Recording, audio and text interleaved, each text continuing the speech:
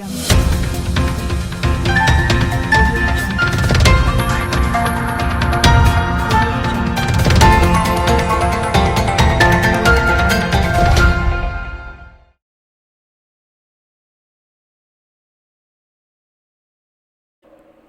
ಹೆಬ್ಬಾರ್ ಮತ್ತು ಶಾರದಾ ಶೆಟ್ಟಿ ಕಾಂಗ್ರೆಸ್ ಸೇರ್ಪಡೆಗೆ ಯತ್ನ.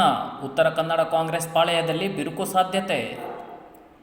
ಯಲ್ಲಾಪುರ ಶಾಸಕ ಶಿವರಾಮ್ ಹೆಬ್ಬಾರ್ ಹಾಗೂ ಕುಮಟಾದ ಮಾಜಿ ಕಾಂಗ್ರೆಸ್ ಶಾಸಕಿ ಶಾರದಾ ಶೆಟ್ಟಿ ಮತ್ತೆ ಕಾಂಗ್ರೆಸ್ ಸೇರಲಿದ್ದಾರೆಂಬ ಸುದ್ದಿ ಉತ್ತರ ಕನ್ನಡ ಕಾಂಗ್ರೆಸ್ ವಲಯದಲ್ಲಿ ಅಸಮಾಧಾನಕ್ಕೆ ಕಾರಣವಾಗಿದೆ.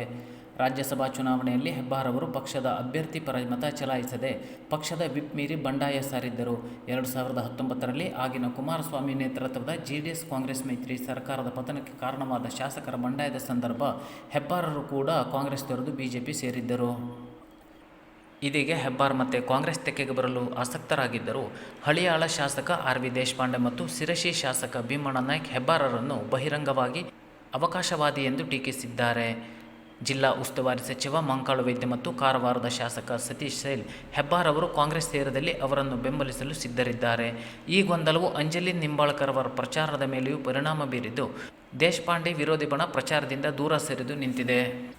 ಕಳೆದ ವಿಧಾನಸಭಾ ಚುನಾವಣೆ ಸಂದರ್ಭದಲ್ಲಿ ಟಿಕೆಟ್ ನಿರಾಕರಿಸಲಾಗಿದೆ ಎಂಬ ಕಾರಣಕ್ಕೆ ಪಕ್ಷ ತೊರೆದಿದ್ದ ಕುಮಟಾ ಶಾಸಕಿ ಶಾರದಾ ಶೆಟ್ಟಿ ಅವರನ್ನು ಉಪಮುಖ್ಯಮಂತ್ರಿ ಡಿ.ಕೆ. ಶಿವಕುಮಾರ್ ಭೇಟಿಯಾಗಿರುವುದು ಕೂಡ ಸಂಚಲನಕ್ಕೆ ಕಾರಣವಾಗಿದೆ. ಕಳೆದ ಚುನಾವಣೆಯಲ್ಲಿ ಕಾಂಗ್ರೆಸ್ ಅಭ್ಯರ್ಥಿ ನಿವೇದಿತಾ ಆಳ್ವ ಇಲ್ಲಿ ಠೇವಣಿ ಕಳೆದುಕೊಂಡಿದ್ದರು. ಶಾರದಾ ಶೆಟ್ಟಿಯನ್ನು ಮರಳಿ ಪಕ್ಷಕ್ಕೆ ಸೇರಿಸುವುದನ್ನು ವಿರೋಧಿಸಿ ಕುಮಟಾದಲ್ಲಿ ನಿವೇದಿತಾ ಆಳ್ವ ಮತ್ತು ಇತರ ಮುಖಂಡರು ಸಭೆ ನಡೆಸಿ ನಿರ್ಣಯ ಅಂಗೀಕರಿಸಿದ್ದಾರೆ. ಇದಕ್ಕೆ ಶಾರದಾ ಶೆಟ್ಟಿ ಗುಂಪು ಆಕ್ಷೇಪಿಸಿದೆ. ಈ ಗೊಂದಲವು ಕುಮಟಾದಲ್ಲೂ ಕಾಂಗ್ರೆಸ್ ಪ್ರಚಾರವನ್ನು ಬಾಧಿಸಿದೆ. ಜನಪರ ಶಾಸಕಿಯಾಗಿದ್ದ ಶಾರದಾ ಶೆಟ್ಟಿ ಕಾಂಗ್ರೆಸ್ ಪಕ್ಷಕ್ಕೆ ದೊಡ್ಡ ಆಸ್ತಿ ಎನ್ನುವುದರಲ್ಲಿ ಎರಡು ಮಾತಿಲ್ಲ. ಕುಮಟಾದಲ್ಲಿ ನೆಲೆಯೇ ಇರದ ನಿವೇದಿತಾ ಆಳ್ವರನ್ನು ಹೊರಗಿಟ್ಟು ಶಾರದಾ ಶೆಟ್ಟಿ ನಾಯಕತ್ವದಲ್ಲಿ ಪಕ್ಷವನ್ನು ಸಂಘಟಿಸಲು ಸಾಧ್ಯ ಎಂಬುದು ಜನರ ಅಂಬೋಣ.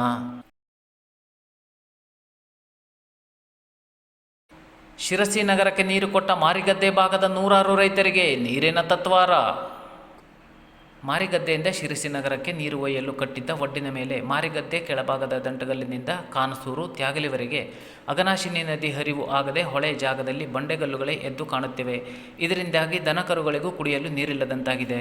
ಪಂಪ್ ಹೌಸ್ ಕೆಳಭಾಗದ ಗ್ರಾಮಗಳ ಜನರಿಗೆ ಕುಡಿಯುವ ನೀರಿನ ತತ್ವಾರ ಆರಂಭವಾಗಿದೆ.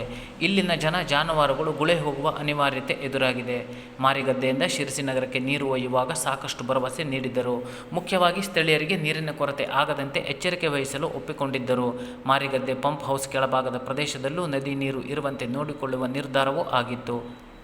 ಮೊದಲೇ ಕಳೆದ ವರ್ಷದ ಮಳೆಯ ಪ್ರಮಾಣ ಕಡಿಮೆ ಇದ್ದುದರಿಂದ ನೀರಿನ ಹರಿವು ಕಡಿಮೆ ಪ್ರಮಾಣದಲ್ಲಿ ಇತ್ತು. ಈ ವರ್ಷ ಮಾರ್ಚಿನಲ್ಲಿ ಶ್ರೀ ಮಾರಿಕಾಂಬಾ ದೇವಿಯ ಜಾತ್ರೆ ಇದ್ದುದರಿಂದ ಅಗತ್ಯಕ್ಕಿಂತ ಹೆಚ್ಚಿನ ಪ್ರಮಾಣದಲ್ಲಿ ನೀರು ಬಳಕೆಯಾಗಿದೆ. ಈ ಕಾರಣಗಳಿಂದಾಗಿ ಸಹಜವಾಗಿಯೇ ನೀರಿನ ಕೊರತೆ ಕಾಣಿಸಿಕೊಂಡಿದ್ದು ಇನ್ನೂ ಸುಮಾರು 2 ತಿಂಗಳುಗಳ ಕಾಲ ತುಂಬ ಜಾಗ್ರತೆಯಿಂದ ನೀರಿನ ಹಂಚಿಕೆ ಆಗಬೇಕಿದೆ.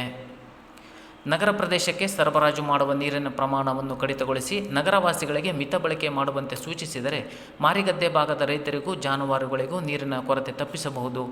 ನೀರು ಕೊಟ್ಟವರಿಗೆ ನೀರಿಲ್ಲದಂತೆ ಮಾಡುವುದು ಯಾವ ನ್ಯಾಯ ಎಂಬುದು ಗ್ರಾಮೀಣ ಭಾಗದ ಜನರ ಅಳಲು. ಸಂಬಂಧಪಟ್ಟ ಅಧಿಕಾರಿಗಳು ಸ್ಥಳ ಪರಿಶೀಲನೆ ನಡೆಸಿ ತಜ್ಞರ ಮುಖಾಂತರ ಪರಿಹಾರ ಕೈಗೊಂಡು ಉಂಟಾಗಿರುವ ಕೊರತೆಯನ್ನು ನೀಗಿಸುವ ಅಗತ್ಯವಿದೆ.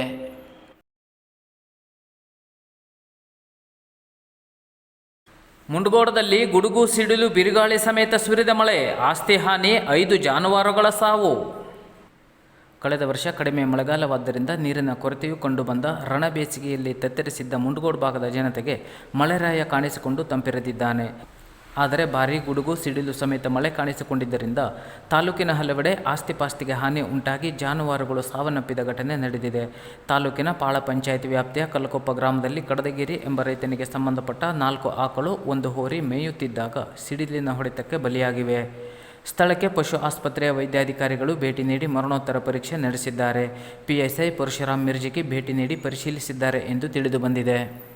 ನಂದಿಕಟ್ಟ ಗ್ರಾಮ ಪಂಚಾಯಿತಿ ವ್ಯಾಪ್ತಿಯ ಬಸವರಾಜ ನಡುವಿನ ಮನೆಯವರಿಗೆ ಸಂಬಂಧಪಟ್ಟ ತೋಟದಲ್ಲಿ ಭರಪೂರ ಬೆಳೆ ಬಂದಿದ್ದು ತೈವಾನ್ ರೆಡ್ ಲೇಡಿ 786 ತಳಿಯ ಸುಮಾರು 1500 ಗಿಡಗಳು ಭಾರೀ ಮಳೆಗೆ ಉರುಳು ಬಿದ್ದ ಕಾರಣದಿಂದಾಗಿ ತಮಗೆ ಲಕ್ಷಾಂತರ ರೂಪಾಯಿಗಳ ಹಾನಿಯಾಗಿದೆ ಎಂದು ಬಸವರಾಜ ನಡುವಿನ ಮನೆ ತಿಳಿಸಿದ್ದಾರೆ. ಇಂದೂರು ಗ್ರಾಮ ಪಂಚಾಯಿತಿ ವ್ಯಾಪ್ತಿಯ ಇಂದೂರು ಗ್ರಾಮದಲ್ಲಿ ಸೂಫಿಯಾ ನೂರ್ ಅಹಮದ್ ಸಂಜಿ ಇವರ ಮನೆಯ ಮೇಲೆ ತೆಂಗಿನ ಮರ ಬಿದ್ದ ಕಾರಣದಿಂದಾಗಿ ಮನೆಯ ಹಂಚು, ರೀಪು, ಗೋಡೆ ಮುರಿದು ಜಖಮಗೊಂಡು ಒಟ್ಟಾರೆಯಾಗಿ ಮನೆಗೆ ಭಾರೀ ಹಾನಿಯಾಗಿದೆ ಎಂದು ವರದಿಯಾಗಿದೆ. ತಾಲೂಕಿನ ಕೊಪ್ಪ, ನಂದಿಪುರ, ಸನವಳ್ಳಿ ಮುಂತಾದ ಹಲವಾರು ಕಡೆಗಳಲ್ಲಿ ಒಳ್ಳೆಯ ಮಳೆ ಬಂದ ಕಾರಣದಿಂದ ಗೋವಿನ ಜೋಳ ಹಾಗೂ ತೋಟದ ಬೆಳೆಗಾರರು ಸಂತಸ ವ್ಯಕ್ತಪಡಿಸಿದ್ದಾರೆ. ನಿತ್ಯ ಹೊಸ ರಾಜಕೀಯ ಆಟಗಳಿಂದ ಕಾಗೇರಿಗೆ ಸವಾಲಾಗಿರುವ MP ಚುನಾವಣೆ. ಜೀವನದಲ್ಲಿ 40 ವರ್ಷದಿಂದಲೂ ರಾಜಕಾರಣ ಮಾಡಿಕೊಂಡು ಬಂದಿರುವ ಸಜ್ಜನ ವಿಶ್ವೇಶ್ವರ ಹೆಗಡೆ ಕಾಗೇರಿ ಅವರಿಗೆ ಈ ಸಲ MP ಚುನಾವಣೆಯಲ್ಲಿ ನಿತ್ಯ ನಡೆಯುವ ಹೊಸ ರಾಜಕೀಯ ಆಟಗಳು ಸವಾಲುಗಳನ್ನೇ ಸೃಷ್ಟಿಸುತ್ತಿವೆ. ಅದರಲ್ಲೂ ಕೈ ಆಟಗಳಿಗಿಂತ ಕಮಲಪಾಳ್ಯದ ಆಟಗಳೇ ತಲೆನೋವು ತರಿಸಿವೆ. ಮುಂದಿನ 20 ದಿನಗಳಲ್ಲಿ ಇನ್ನಷ್ಟು ರಾಜಕೀಯ ಷಡ್ಯಂತ್ರ, ಪ್ರತಿಷ್ಠೆ, ಅಪಪ್ರಚಾರ ಎಲ್ಲವೂ ಆಗುವುದರಿಂದ MP ಚುನಾವಣೆ ಬಹಳ ಕುತೂಹಲ ಕೆರಳಿಸಿದೆ. ಒಂದೆಡೆ ಸಂಸದ ಅನಂತಕುಮಾರ್ ಹೆಗಡೆ ಪ್ರಚಾರದಿಂದ ದೂರವಿದ್ದರೂ ಅವರ ಬೆಂಬಲಿಗರನೇಕರು ಆಂತರಿಕವಾಗಿ ಕಾಗೇರಿಗೆ ಹೊಡೆತ ಕೊಡುವ ಕಾರ್ಯ ಮುಂದುವರೆಸಿದ್ದಾರೆ. ಕೆಲವರು ಹೆಬ್ಬಾರರ ಜೊತೆ ಕಾಂಗ್ರೆಸ್ಸಿಗೂ ಸೇರಿದ್ದಾರೆ. ಶಾಸಕ ಹೆಬ್ಬಾರರು ಬಿಜೆಪಿಯಲ್ಲೇ ಉಳಿದು ಮಗ ವಿವೇಕ ಸಹಿತ ಸಮಸ್ತ ಧುರೀಣರು ಸಾವಿರಾರು ಕಾರ್ಯಕರ್ತರನ್ನು ಕಾಂಗ್ರೆಸ್ಸಿಗೆ ಕಳುಹಿಸಿದ್ದಾರೆ. ಇವೆರಡೂ ಬೆಳವಣಿಗೆ ಕಾಗೇರಿಗೆ ನುಂಗಲಾರದ ತುತ್ತಾಗಿವೆ. ಶಾಸಕ ದಿನಕರ್ ಶೆಟ್ಟಿ, ಕಾರವಾರದ ಮಾಜಿ ಶಾಸಕಿ ರೂಪಾಲಿ ನಾಯ್ಕ್, ಭಟ್ಕಳ ಮಾಜಿ ಶಾಸಕ ಸುನಿಲ್ ನಾಯ್ಕ್, ಖಾನಾಪುರ ಶಾಸಕ ಹಲಗೇಕರ್, MLCಗಳಾದ ಉಳ್ವೇಕರ್, ಶಾಂತಾರಾಮ ಸಿದ್ದಿ ಇನ್ನಿತರ ನಾಯಕರು ಕಾಗೇರಿ ಪರ ಪ್ರಾಮಾಣಿಕ ಪ್ರಚಾರ ನಡೆಸಿದ್ದಾರೆ.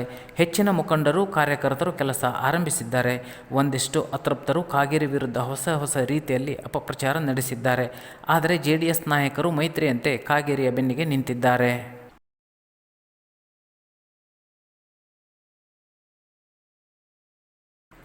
ಅಭ್ಯರ್ಥಿಯ ಗೆಲುವು ನಮ್ಮ ಗುರಿಯಾಗಿರಬೇಕು, ಶಾಸಕ ಭೀಮಣ್ಣ ನಾಯ್ಕ ಕರೆ. ಕಾಂಗ್ರೆಸ್ ಪಕ್ಷದ ಪ್ರಮುಖ 5 ಗ್ಯಾರಂಟಿಗಳನ್ನು ನಾವು ಜನರಿಗೆ ಮುಟ್ಟಿಸಿದೇ ಆದಲ್ಲಿ ನಮ್ಮ ಅಭ್ಯರ್ಥಿಯ ಗೆಲುವು ಸುಲಭವಾಗಲಿದೆ. ನಮ್ಮ ಗುರಿ ಅಭ್ಯರ್ಥಿಯ ಗೆಲುವಾಗಿರಬೇಕು ಎಂದು ಶಿರಸಿ ಸಿದ್ದಾಪುರ ಶಾಸಕ ಭೀಮಣ್ಣ ಟಿ ನಾಯ್ಕ್ ಹೇಳಿದರು. ಅವರು ಬನವಾಸಿಯಲ್ಲಿ ನಡೆದ ಕಾರ್ಯಕರ್ತರ ಸಭೆಯಲ್ಲಿ ಮಾತನಾಡುತ್ತಿದ್ದರು. RV ದೇಶಪಾಂಡೆ, VS ಪಾಟೀಲ್ ಮುಂತಾದ ನಾಯಕರು ಸಭೆಯಲ್ಲಿ ಭಾಗವಹಿಸಿದ್ದರು. ನಮ್ಮ ಅಭ್ಯರ್ಥಿಯನ್ನು ಈ ಲೋಕಸಭಾ ಕ್ಷೇತ್ರದಲ್ಲಿ ಲಕ್ಷಾಂತರ ಮತಗಳಿಂದ ಆಯ್ಕೆ ಮಾಡಿ ಗೆಲ್ಲುವುದರ ಮುಖಾಂತರ ನಮ್ಮ ಕಾಂಗ್ರೆಸ್ ಭಾಗವನ್ನು ಆಸಕ್ಕೆ ತಮ್ಮೆಲ್ಲರ ಸಹಕಾರ ಇರಲಿ ಅನ್ನೋ. ಕಾಗೇರಿಯವರಿಂದ ದೇವನಹಳ್ಳಿ ಹಾಗೂ ಕಿರವತ್ತಿಯಲ್ಲಿ ಪ್ರಚಾರ ಸಭೆ. ಉತ್ತರ ಕನ್ನಡ ಜಿಲ್ಲಾ ಲೋಕಸಭಾ ಬಿಜೆಪಿ ಅಭ್ಯರ್ಥಿ ವಿಶ್ವೇಶ್ವರ ಹೆಗಡೆ ಕಾಗೇರಿ ಶನಿವಾರ ದೇವನಹಳ್ಳಿ ಹಾಗೂ ಕಿರವತ್ತಿಯಲ್ಲಿ ಪ್ರಚಾರ ಸಭೆ ನಡೆಸಿದರು. ದೇವನಹಳ್ಳಿಯಲ್ಲಿ ಕಾರ್ಯಕರ್ತರ ಜೊತೆ ಸಭೆ ನಡೆಸಿದ ಕಾಗೇರಿ, ವಿಶ್ವಗುರು ನರೇಂದ್ರ ಮೋದಿಯವರನ್ನು ಮತ್ತೊಮ್ಮೆ ಪ್ರಧಾನಿ ಮಾಡಬೇಕಾಗಿರುವುದು ನಮ್ಮ ಕರ್ತವ್ಯ. ಅದಕ್ಕಾಗಿ ಉತ್ತರ ಕನ್ನಡ ಜಿಲ್ಲೆಯಲ್ಲಿ ಬಿಜೆಪಿಯನ್ನು ಬೆಂಬಲಿಸಿ ಮೋದಿಯವರ ಕೈ ಬಲಪಡಿಸಬೇಕು ಎಂದು ಕರೆ ನೀಡಿದರು. ಬಳಿಕ ಕಿರವತ್ತಿಯಲ್ಲಿ ಸಭೆ ನಡೆಸಿದರು. ನಂತರ ಕಿರವತ್ತಿಯ ಶ್ರೀರಾಮಲಿಂಗೇಶ್ವರ ದೇವರ ನೂತನ ಆಲಯ ಲೋಕಾರ್ಪಣೆ ಕಾರ್ಯಕ್ರಮದಲ್ಲಿ ಭಾಗವಹಿಸಿದರು. ಈ ಸಂದರ್ಭದಲ್ಲಿ ಬಿಜೆಪಿ, JDS ಮುಖಂಡರು, ಕಾರ್ಯಕರ್ತರು ಇದ್ದರು.